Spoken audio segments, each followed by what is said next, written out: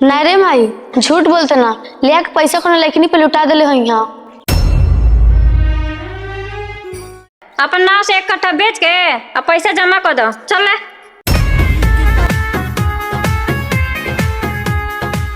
कहाँ बार जाओ? हाँ के बोली कहाँ बार जवा? फोन कर दे तो फोन नहीं क्या उठाओ तू। किस्त के जमा करी ओकर बा?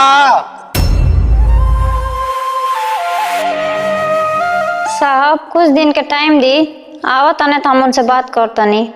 अगर 1 हफ्ता के अंदर पैसा नहीं जमा भइल तनी घर भर जेल में जेबा जा। जानते ले माई, सब ना गुड़िया पे लुटा दिले हुए। अच्छा ठीक बा, आवे तो तब बताओ तनी।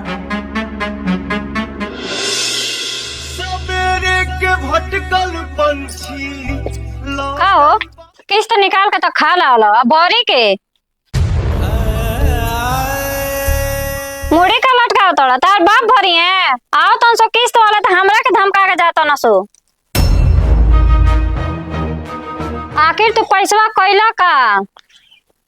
आज किस्त के पैसा निकल बा, कुछ भाभी के लड़के दे दे, और फीस जमा हो जाए।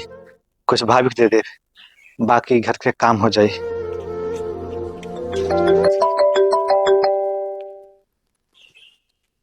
हाँ संगम भाई, तबीयत खराब है क्यों? क्या बस आगे नहीं 5 मिनट में।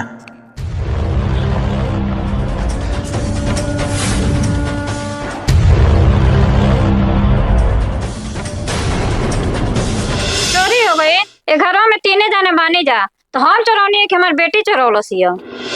हम ही नहीं कहता नहीं कि के चोरल बा, बस चोरी हो गई बा, वही के मारे हम किस्त नहीं खेते पावत। नहीं रे माई, झूठ बोलते ना।